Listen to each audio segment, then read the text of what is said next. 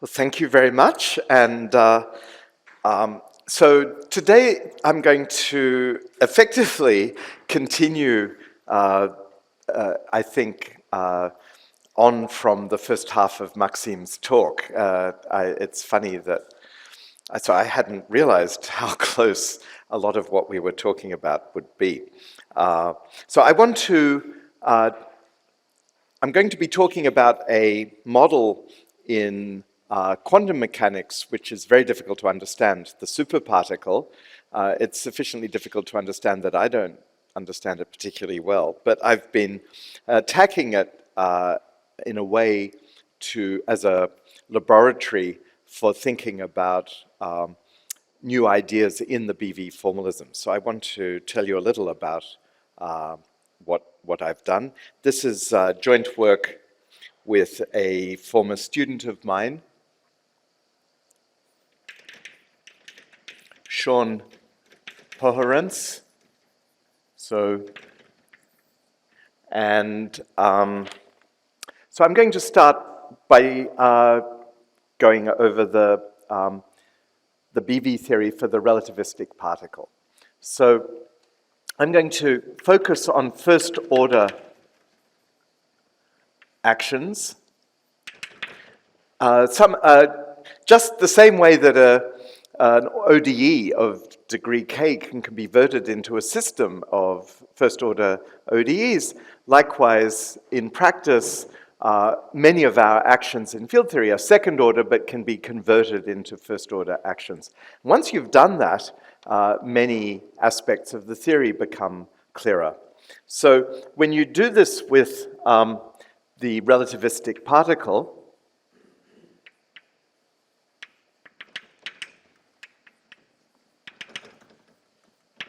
so I'm interested in a particle moving in Minkowski space. When you're looking at a particle, you don't care which dimension Minkowski space you're in. Later, when we talk about the superparticle, we're going to have to restrict to 10 dimensions. So the action, we have so x mu is so that goes from some interval in the real line to our Minkowski space.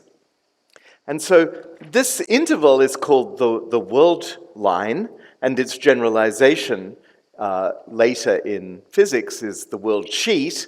But today, my world sheet will always have dimension 1. So it's very much a toy model of Batalin-Vilkovisky. And then we have the momentum. So this is position. And momentum, p mu. And then there's a metric, and we have something like that. So that's our first guess for the action. And if you take the Euler-Lagrange equations, you get Newton's laws. So this isn't quite adequate, because I would ideally like a theory which, if you like, was coupled to gravity in the world line. It shouldn't really depend on my parameterization of the world line, the action. So to ensure that, we reflect, by this I just mean the de Rham differential as a function of t. So it's just a one form on the world line. And so this combination is a one form with scalar values on the world line, but this is a function. So there's something seriously wrong with this action. So to fix that, you throw in a gravitational field. A gravitational field is a frame of the cotangent bundle. Okay, so the graviton in this theory is a frame. So we have an additional field, E. It's a nowhere vanishing one form on the world line. Okay. So that's our action. And now we go to BV, we adjoin anti-fields for all these fields. These fields are all physical fields, which in BV means they have ghost number or Z grading 0. And so the anti-fields all have ghost number or grading -1. And they're conventionally denoted by putting some dagger or plus sign on the field. And it reverses, because it dualizes, it's an odd cotangent bundle, it reverses the variance of the tensors. So we'll see that in a second. I want to make a remark. Yesterday's talk was about generalized Chern-Simons theories. This is a Chern-Simons theory, right? Here we have the first order part of the action, and here we have a cubic term, all right? So that generalizes. It turns out that the particle with values in even a Lorentzian spacetime is some sort of generalized Chern-Simons theory, once you've put in coupling to gravity. I don't know what that means, but that's the case. No, it's not cubic, so you'll have an L infinity instead of just a Lie algebra.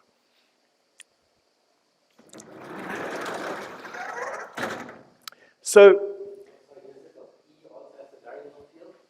it's sorry? Is E a background, or is it also a field that you want to integrate over later? It's a what's the word? I mean, it's a real field, yeah. But currently, it's not exactly propagating or doing anything. Yeah. Yeah. So now the BV formalism, the algorithm is to kill negative degree cohomology. Once we adjoin the anti-fields, you can potentially get cohomology classes, and these cohomology classes reflect symmetries of the system, gauge symmetries. So in our case, the gauge symmetry is diffeomorphisms of the world line. The associated conserved quantity is the, the divergence of the stress energy tensor. Sorry, it is the stress energy tensor is conserved. So in our case, the stress energy tensor is the divergence of E. So this is all. Oh.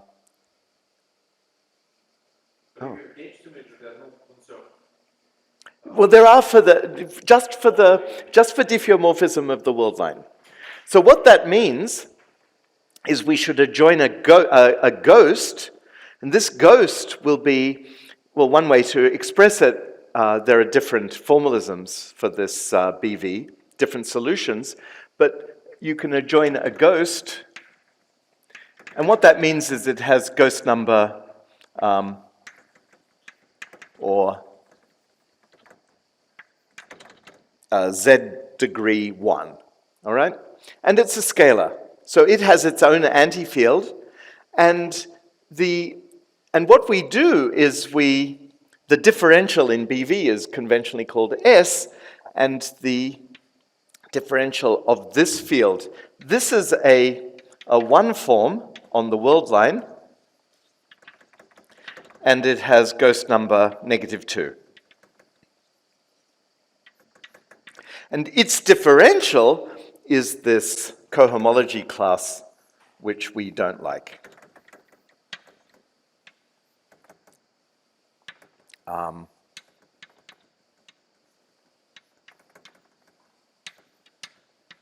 Well, it's not that we don't like it, but we have to kill it. So what that means is we add to the action something like this.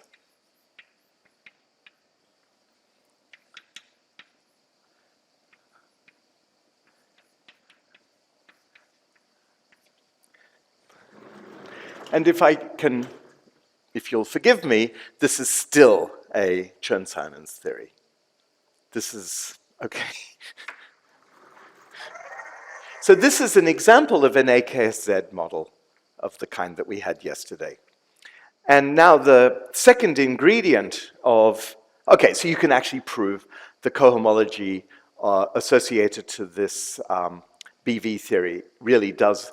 The local cohomology, that is where we just take polynomials in the partial derivative, in this case, just derivatives of the fields, that vanishes in negative degrees. And then when you take the cohomology of the functionals, that vanishes below degree -1.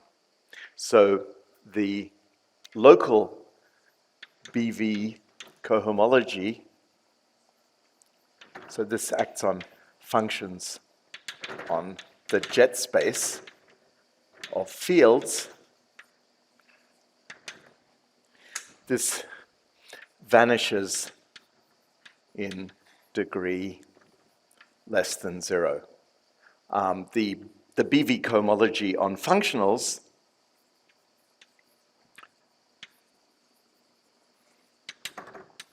vanishes in degree less than -1. This -1 is the dimension of the world sheet.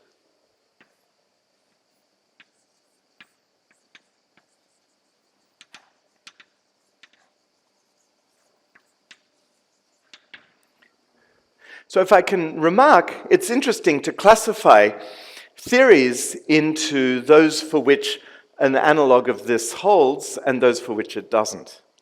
I'll give you an example. So Chern-Simons with a semi-simple Lie algebra satisfies this condition.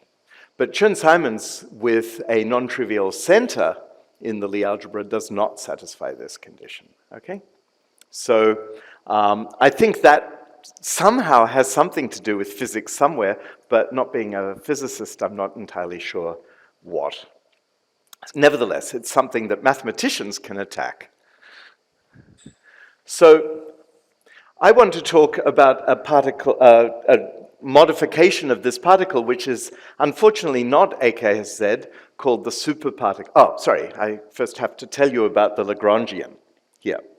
So now, as we had yesterday, to quantize this theory, we choose a Lagrangian.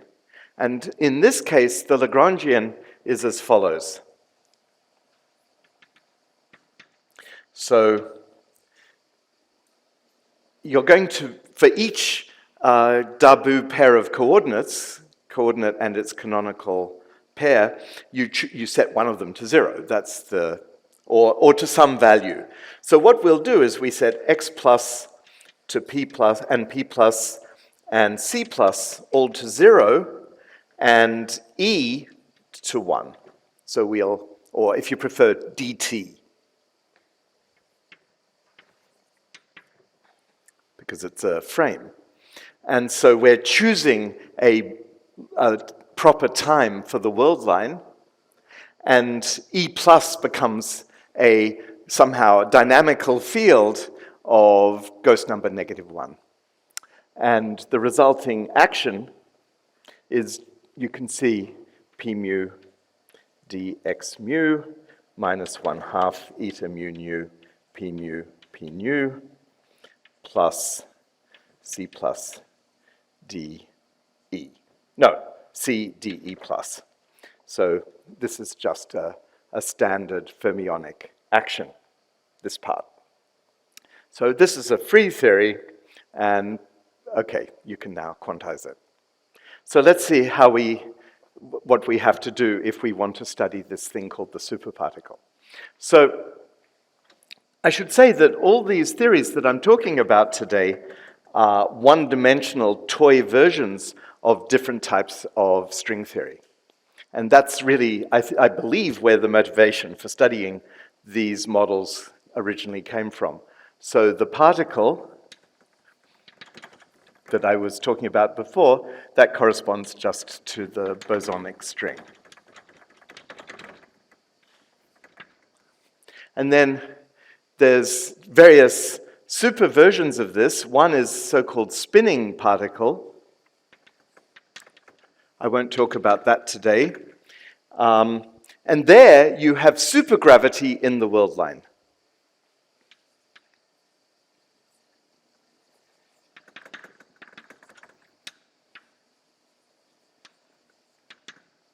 So you can promote, if you like, the world line to a superspace. And so you have not only a graviton, but its superpartner, a gravitino. And so this corresponds to the, is it called the Ramond-Neveu-Schwarz or the Neveu-Schwarz-Ramond superstring? Sorry, NSR. Yeah. Superstring. This is kind of a one-dimensional toy version. The NSR superstring takes the bosonic superstring and promotes the gravitational field that you're studying conformal gravity on a Riemann surface, and you promote that to supergravity. So if any of you have studied the NSR, I'm sure many of you have studied the NSR superstring, you'll know that there are many twists and turns before you get to its quantization. And in particular, you have to throw a very large part of the naive Hilbert space away by the GSO projection. And we don't have any analog of that as far as I can see here. And I'm not sure if this is exactly related, but if you try to form the BV action, which is most analogous to what I did here for the relativistic particle, we do not have this vanishing result for cohomology. Instead, you get a whole lot of really weird cohomology in negative degrees.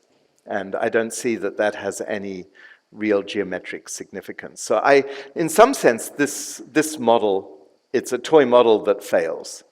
I don't know. Maybe that's stronger than I'm entitled to say. But let's move on from that model. And there's another approach to superstring theory, which is the Green-Schwarz superstring.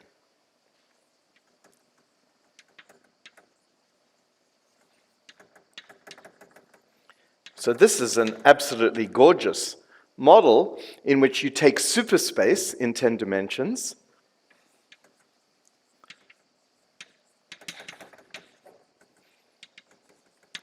So this is all really closely related to triality, because you have a light cone which eats up 2 of your space-time directions, and then you're left with 8 transverse directions, so spin 8 is involved in some way.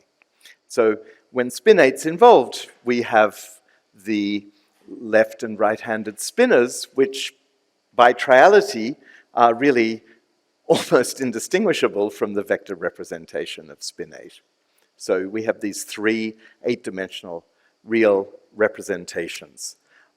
So once you go up to 9,1 dimensional Minkowski space, you get a pair of spinor representations of dimension 16, and they're still real representations. So what we do is we pick one of them, and we have R19 crossed with, well, to use yesterday's notation, the odd version of the left chirality spinners, okay?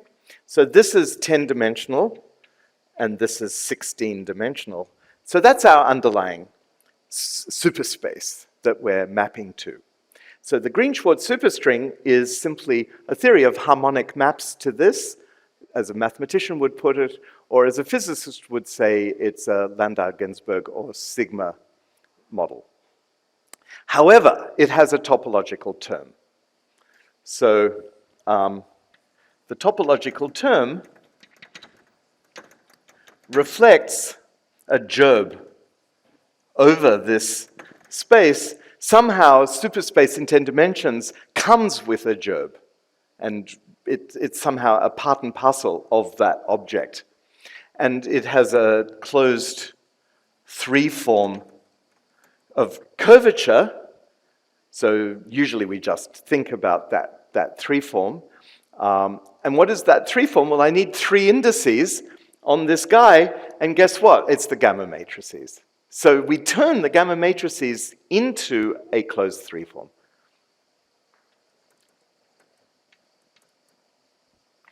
Something like that, okay? So that's somehow the two-dimensional theory, and we want a one-dimensional toy version. And that is called the Brink-Schwarz superparticle.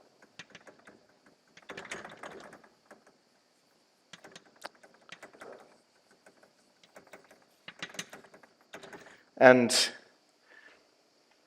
it's somehow incomprehensible why you would consider this thing if you didn't know that it was meant to be related to this. However, I'm not sure if that's the historic origin of it.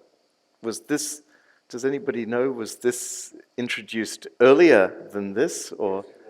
Yeah, so it was a toy before the, before the moment. But in retrospect, it's a toy version of this. So what is it? Well, in fact, there's as I said, there's a pairing of S plus, tensor S plus to V. I should have called this V. And this is symmetric.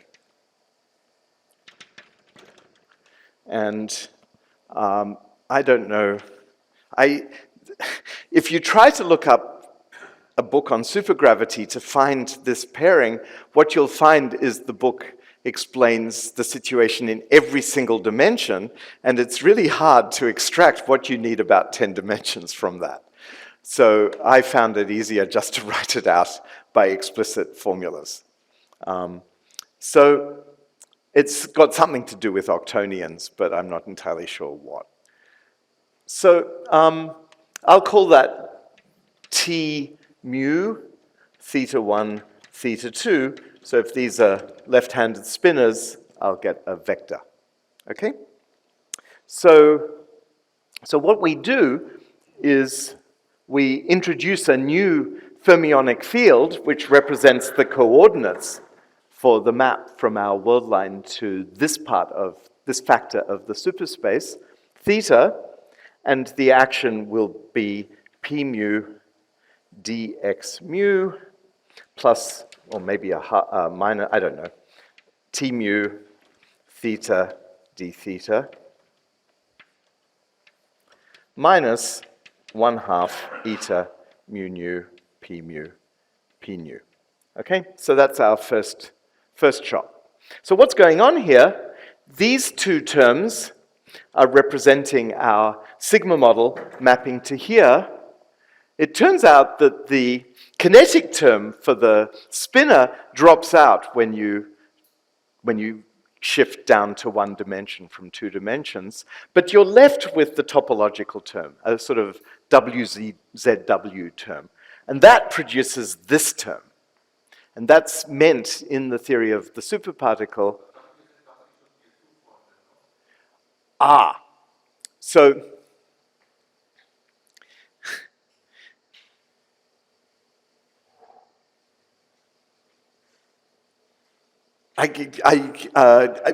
so the problem is that we've gone to a first-order formalism. And so I think that lurking in the answer to your question is somehow that. I can't. Okay, I don't have a ready answer to your remark. So what I want to emphasize is that despite the fact that it has this exotic spinorial field, this theory is in many ways closer to the original particle than it is to the spinning particle, because it's not coupled to supergravity on the world line, only to gravity. And so the cohomology of the BV differential is not pathological for this theory. All right? So now let's start building up the full theory, and a surprise is going to happen. It'll turn out that unlike for these other models, we need an infinite number of ghosts. And they have, there's in fact a spinner of ghosts in every ghost number. So, I'm sorry? First I'm going to introduce the E, exactly. That's exactly what I'm going to do. And I'm going to copy that piece of the action No, there's going to be an infinite sequence. But on the classical level, you have only one constraint, like the Hamiltonian, or you have more? It depends what you mean by classical. I mean, bosonically, bosonically there's just one constraint, but there are some fermionic constraints. That's the... I'm coming to. Yeah.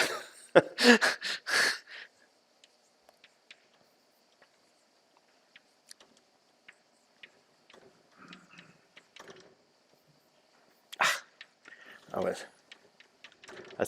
Okay, so that's, and now we have a lot more. So unlike my collaborator Sean, I do not have a ready understanding of the full action. So I'm going to copy it. But I'm only going to copy part of it, and I'm not going to really be able to tell you a lot about it. The action is quite baroque. So am I correct in saying it's, well, who is it due to? Is it due to Siegel, or I've got a paper here by, so I'm not an expert on the history, Lindström, Rocek, Siegel, and van Neuenhuizen, and that's where I took the action from. Okay, so there's a sequence, so we'll rename our original spinner theta 0. So this is a, so S plus, ghost number 0, and fermionic. And then we get, there's a ghost now in the usual sense. So this is, actually, I think they all have the same, I forget. Ugh. So here the No. number and the parity do not coincide. Right. That's right. We're going to get to that. Yeah, that's because BV is about graded supermanifolds. So we'll get to that. Yeah. I'm sorry, I've dropped, I forget the chirality of theta 1. And it's bosonic. And we get theta 2 and a whole sequence. Okay? And then we have their antifields.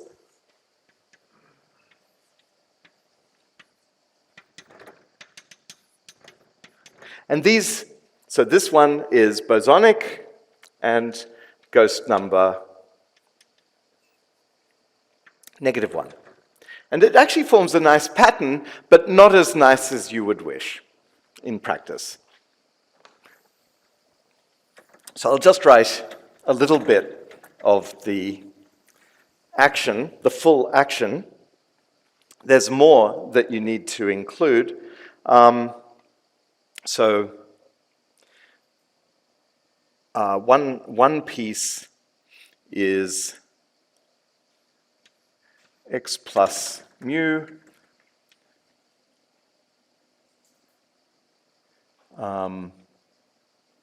p nu t mu nu theta 0 theta 1. So this actually answers my question. Theta 1 has to be in S minus. This is an abbreviation for gamma mu, gamma nu, anticommutator 1/2 theta 0 theta 1, something like that. Okay? So that's one piece of what we have to add in. And then, I don't know how much detail, and there's more. Here's another example, p mu, t mu, theta 0 plus theta 1, and another term is t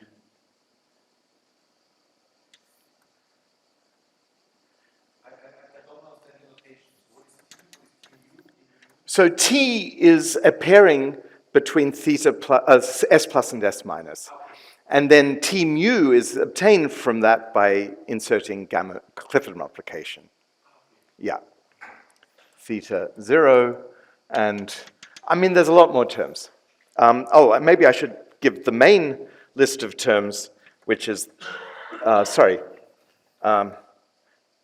plus the sum I equals, right, plus the sum I equals 0 to infinity I plus 1, there. So that gives you a bit of a taste of what's going on. So there's a lot more plus much more. So I can state a theorem, the local BV cohomology vanishes in degree less than 0. Okay? With a little caveat, as long as we stay away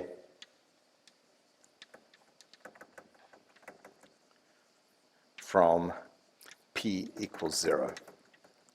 So you should exclude 0 momentum, and then this statement is true. Okay? So at least this indicates that this theory is, at least to me, it's in the same category as Chern-Simons and the particle, that it fulfills one of the conditions that Batan and Vlkovsky were talking about.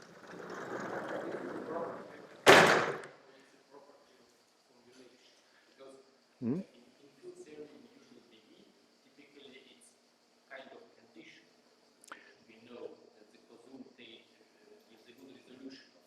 Yeah, but yes, we can take that as, what I'm saying then is this does pass that test. But there are many models that people consider that do not pass that test. Maybe that's correct. Yeah. But if you exclude EU from 0, you exclude infinity. Yes. Yes. So what's going on is exactly, we first get some cohomology class in degree -1 just from our classical fields and their antifields. And so you need to introduce theta 1 to kill a fermion, a spinner of that cohomology. But now that introduces a cohomology in degree -1, and you need to introduce something in. Actually, I got it wrong. Sorry. Now you have something in degree -2, and you have to introduce a higher ghost. You can see these cohomology classes. If you truncate, you see the cohomology class that was not killed. Well, there is. It's clear, because you see it's automatic that if I take S of theta I plus, see, theta I plus is in degree I minus 1, so this is in degree -I, and it is a cohomology class. It's a non-zero cohomology class in degree -I for each I. That's known. I think. I'm sorry, I don't exactly know that terminology, so I'm not. Also, can people speak up? I can hardly hear when people are asking me questions. Yeah. Could you talk louder? This one, for I equals 0, for I equals 1, it's kappa symmetry. And for I equals 2, it's the next descendant. So, that's a word. I don't know. I only know cohomology. So to answer Thomas's question, these cohomology classes are all non-trivial if you truncate.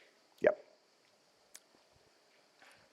So now you can ask, what about a gauge condition? What sort of Lagrangian are we going to want to choose? And so one of the first gauge conditions which was introduced was light cone gauge. I'm not a physicist, so I don't quite know exactly how seriously this gauge was proposed. So what you do is you choose a vector, a light-like vector. Choose a light-like vector in Minkowski space.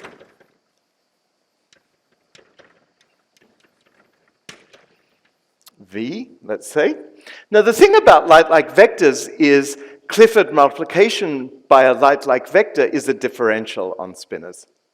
It has square zero, okay? So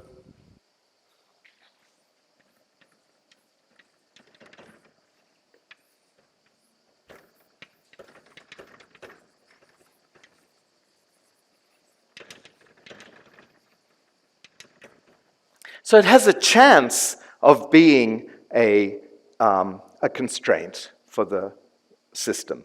So in fact, that's the, as before, we set x plus, p plus, and c plus to 0, e equal to 1, and then the Clifford multiplication by v on all these fields and anti-fields we set to 0. So that cuts down the size of the remaining space of spinors by a factor of 2. This is a Lagrangian, okay?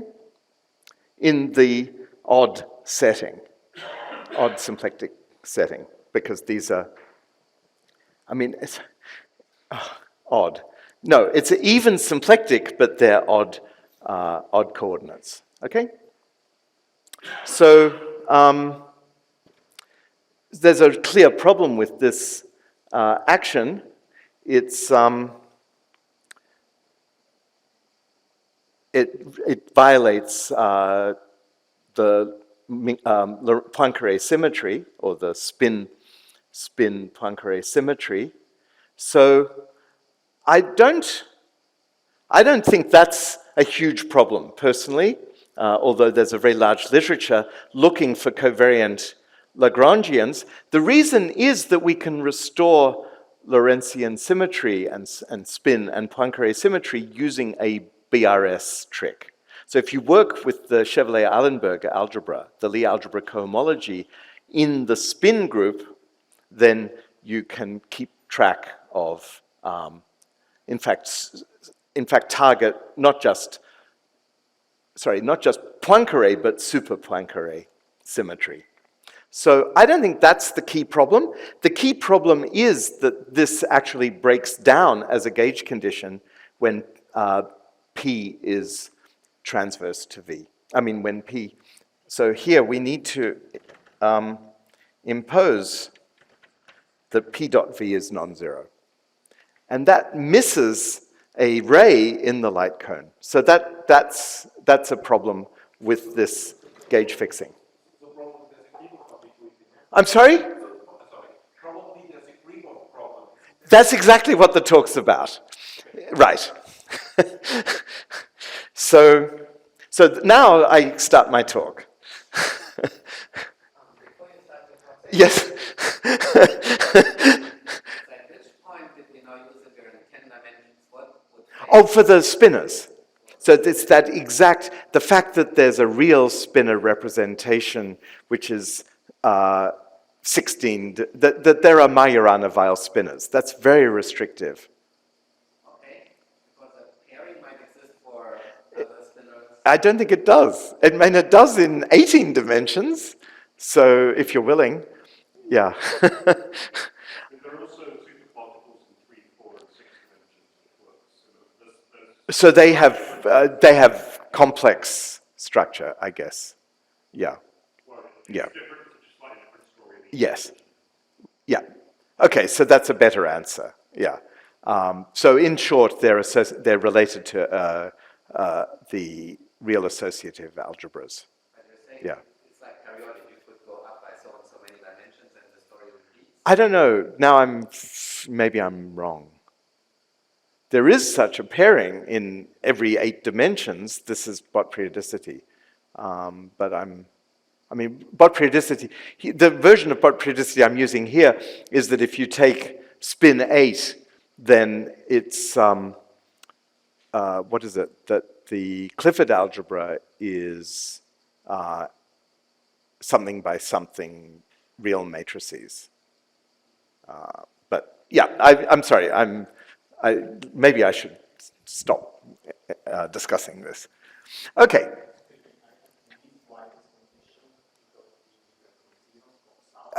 Can people speak up? I can't hear.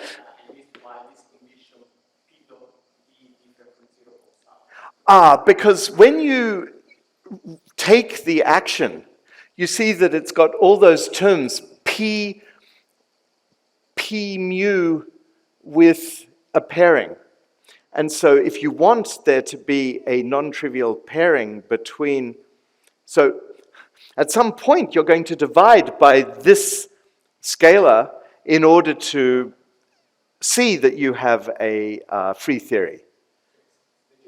Yeah, and if this is 0, then you miss terms in the action for a free theory.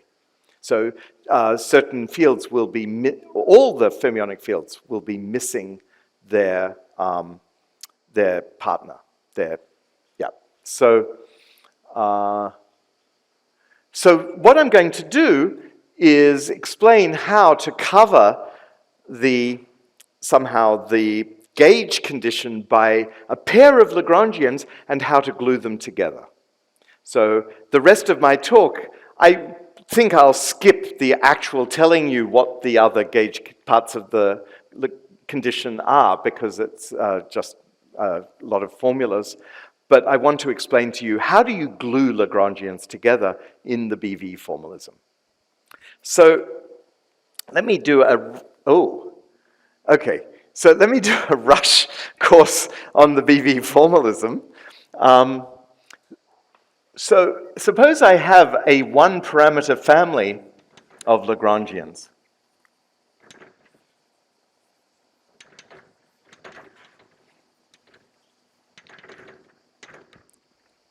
So this is in the BV setting. So remember that we have T star minus 1 of X, and X is going to be a Z-graded supermanifold. This is more or less the setting of BV. So this grading is the ghost number, but it has nothing to do with the parity of the coordinate, which is captured by the supermanifold degree. And you've seen that in practice. So it's essential to make this extension from Z-graded manifolds to Z-graded supermanifolds. So we have a one-parameter family of Lagrangians, and suppose I'm at a Lagrangian and I look at moving to a neighboring Lagrangian. So I get a family of normal vectors. And that family of normal vectors, using the symplectic form of the BV theory, I get a one form along my Lagrangian. And basically, d by dt of LT is a closed one form on LT. So I have a one-parameter family of closed one forms along my Lagrangians. This is exactly the odd analog of something which is quite familiar to people in ordinary symplectic geometry, that if you move a Lagrangian, that motion is expressed by a closed one form. But there's a difference between even symplectic geometry and odd symplectic geometry. In even symplectic geometry, the existence of a function whose differential is that closed one form is not guaranteed, and on top of that, that function is not unique. Both of those problems evaporate in BV geometry. Every closed one form of total degree, what is my degree? So my symplectic form has internal degree -1, and it's a 2 form, and my vector field is just a internal degree 0 vector field. So when I contract them, I get a 1 form with internal degree -1. And so de Rhams' theorem says that the cohomology of internal degree -1 vanishes. And so does all the cohomology in internal degree -1 vanishes. So there is so we can express this as d of eta t, where this is a function of ghost number -1. And it depends on t, because we're moving our Lagrangian. Okay?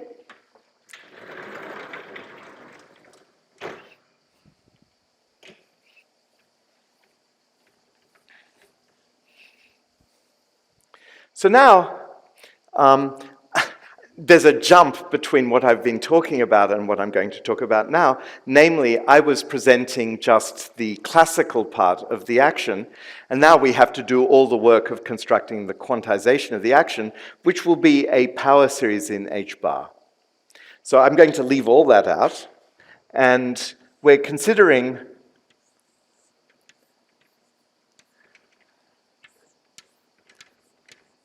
so we have some Berezinian on our odd cotangent bundle, and we take its square root, and this is the basic object of interest in BV theory. And so the usual statement is that we get that vanishing. I've put the h bar in because this cancels some h bars that otherwise you pull down from here. Okay? So what I want to do is consider families of Lagrangians and integrate. So I'm going to denote restriction to the Lagrangian LT by this symbol, and let me take my, so let's just call this F, okay?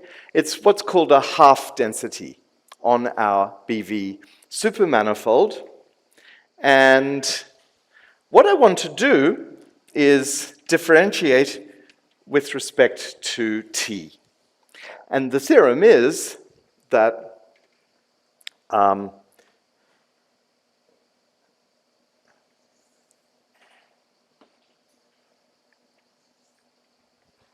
let me actually write this d sub t. So this is a 1 form in our parameter t. And this is equal to t dt over h bar iota t pull back h bar delta f. Okay? So this is a slightly more precise version of what Maxime explained to us yesterday. And I'm going to use a multi-parameter version of this. So, I'm sorry? What is dt? Eta t is that function that expresses how the Lagrangian's moving. Okay?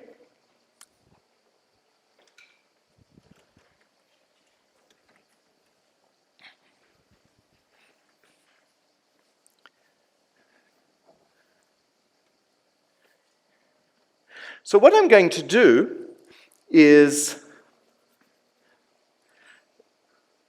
use this formula, but in a several variable version, to show you how to glue together Lagrangians. So, so I imagine that I have a cover of my... I don't understand the last term over there, because the last term should be 0 by the equation. Hmm? H delta F was zero. Oh, this is true for all half densities, not just that one. But for that one, this is 0, and therefore this is independent of LT. And that was the theorem we were told yesterday. So what's happening in today's talk, and this is why I kept pestering Maxime yesterday, I'm going to actually give you formulas that incorporate that function that expresses the motion of the Lagrangian into my formulas for the gauge fixing. Okay? Can I ask you quickly? Yes. In this exponential, dt squared is 0? Yes. dt is just the one form in this parameter. So this is just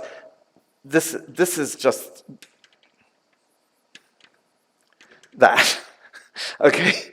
So I'm just using the dt because I only have one variable right now, but now I expand to several variables. So suppose I have an n simplex.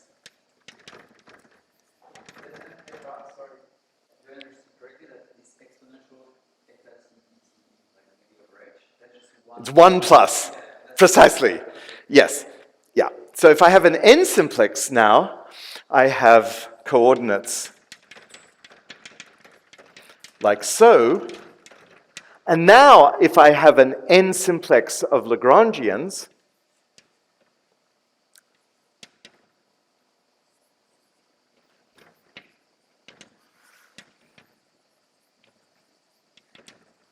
what I get for each, I get a one form on the n simplex of functions of degree -1. So one way, I guess, so eta of t1 up to tn I dt I, summed from 1 to n. This guy, let me just call that eta. This represents all the variation in all directions of my n-parameter family of Lagrangians, okay? And so this is the same formula. So now it's the differential on the n, this is now a function on the n simplex. I have to put e to the eta over h bar. This is, as Damien pointed out, it's just a finite sum, all right? And the same here. And so that's my formula. And this is a more precise version, I think, of a formula of Mikhalkov and Schwartz. Okay?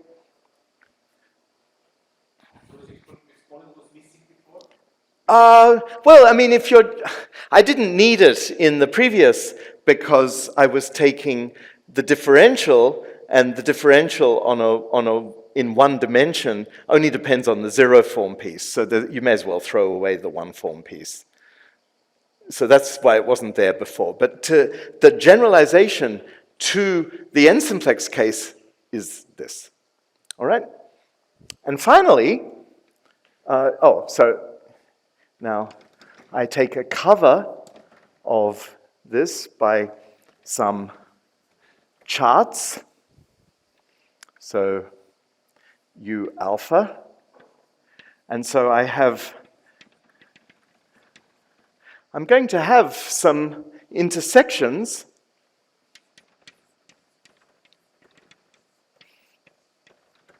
And what I'm going to do is take an n simplex of Lagrangians in here.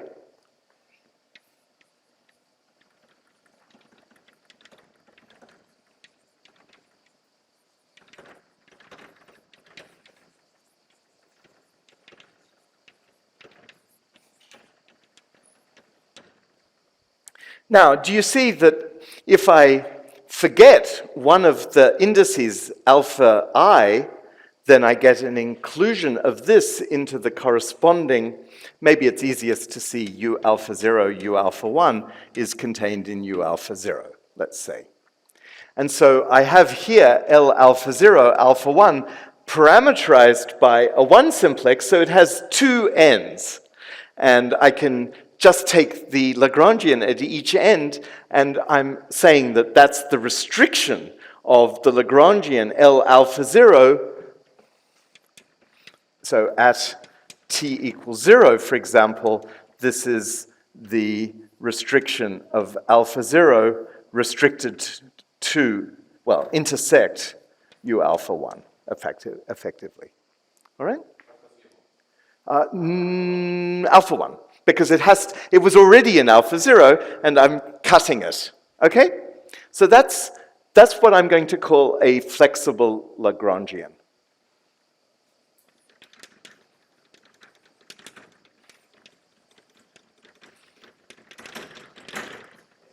Yep. So completely your covers are like T star of the cover of X, or you define T? I don't know. I haven't thought that through. I just developed this in the finite dimensional toy setting where it was just a general graded supermanifold. It wasn't a cotangent bundle. Got it. So I'll just show you how to take a flexible Lagrangian and integrate over it. Can I ask? Yeah. Typically, he introduces gauge-fixed fermion, right? Which Yes. is a generating function. Now you are saying, let's define this locally, Mm-hmm. do it in a. This is a. Yeah, so there's families of gauge fermions and higher dimensional families, depending on how. In the exact application I have, there's only 2 charts. And so actually I just have 0 and 1 simplices. But in this naive Yeah. discussion, what would be conditions? For example, I pick one gauge-fixed fermion Yeah. and another.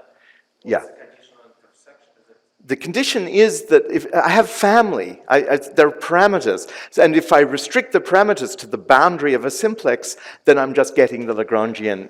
I'm getting think of it as follows. So I have a cover like this, right? So I have this Lagrangian, and I have this Lagrangian. This is U0, this is U1, here's L0, and here's L1.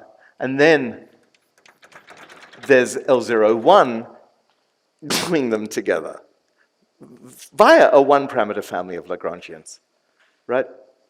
So let me just, since I've almost run out of time, we were able to do this for the superparticle. Now, so what's the formula then for the trace? So I need to, this is horrifyingly more complicated than just when you have a single Lagrangian. And I would add that every Lagrangian that you've ever seen was linear also. So this has to be somehow much more general, but maybe not so useful for calculation. Anyway, here's the formula. So choose a partition of unity.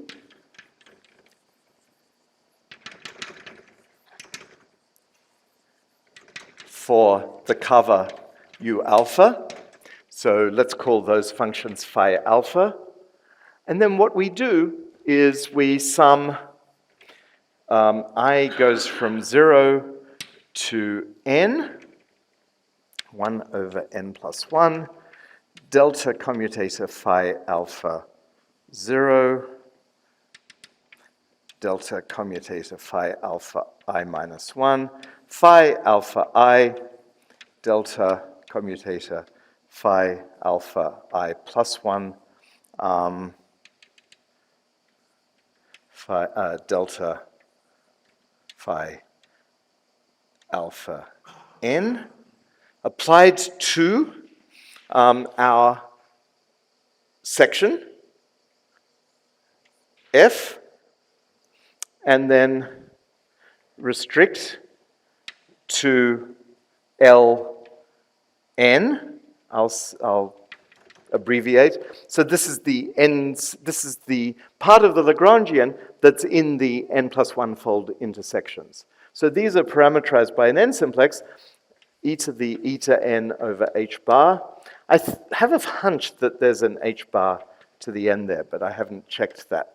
The paper, unfortunately, was written without h bars in it.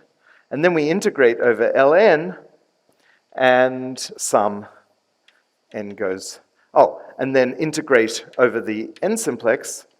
Notice, by the way, the volume of the n simplex is 1 over n factorial. So this is a bit like a exponential, and sum from 0 to infinity.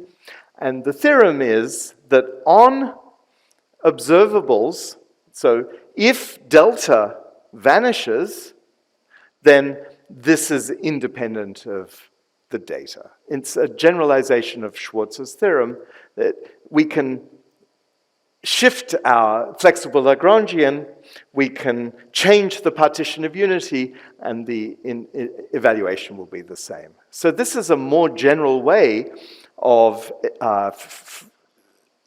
giving a gauge fixing for a BV theory. And to return to Thomas's point about the Gribov ambiguity, so the Gribov ambiguity is kind of on the world sheet, whereas this problem was on the target. But when you have topological obstructions on the world sheet, then actually there is some work in the 90s which investigated that. So I've got a few references, but I'm a bit rusty on this subject. So they were about Yang-Mills. And there you're using gauge fixing that's field dependent and trying to glue conditions together. I think this perspective is a little simpler than what was done. I think BV carries many advantages in it's such a flexible theory. But one last thing, integration over a Lagrangian is in fact a distributional half density,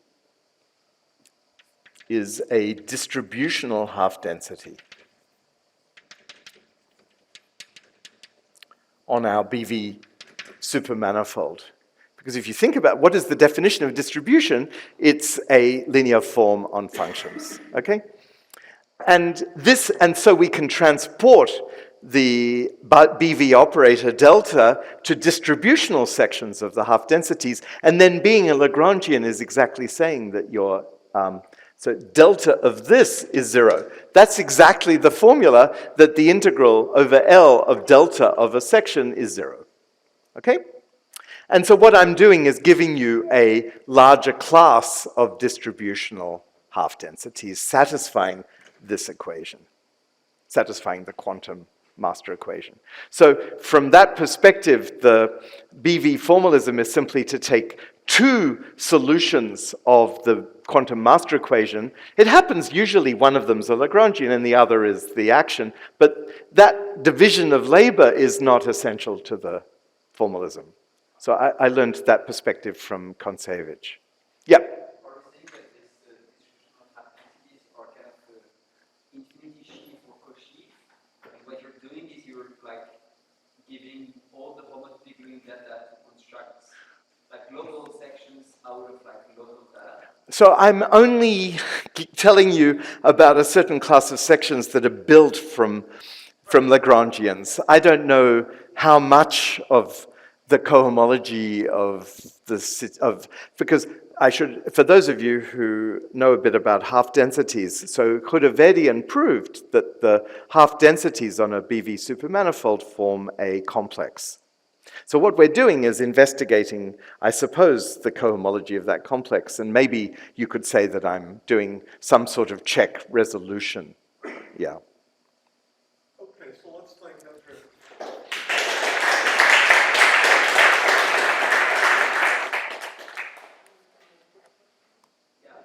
Can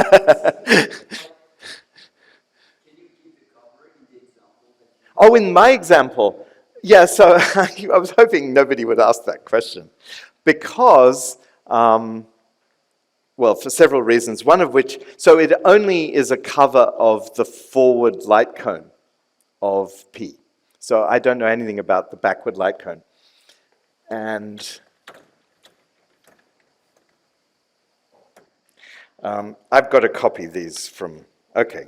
So there are two sets, U plus and U minus, and they're defined by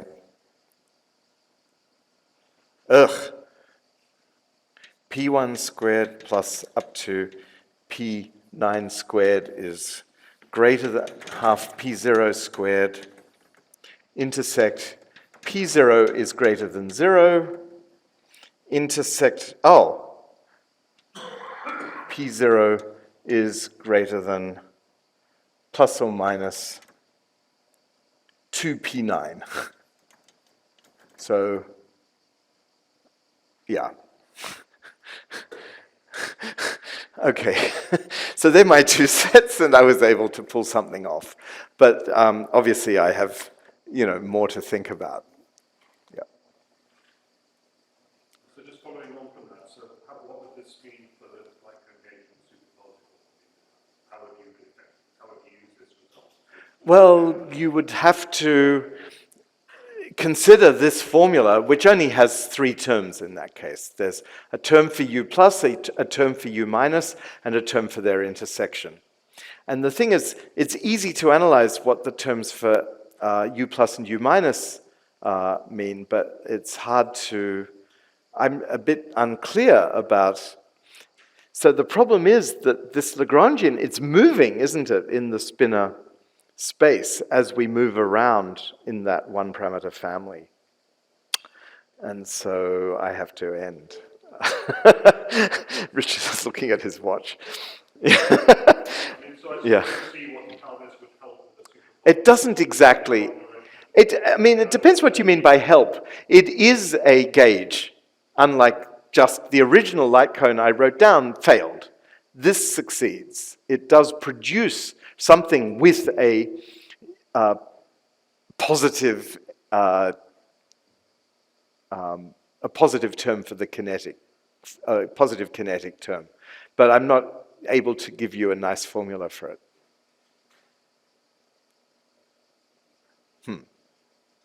Okay.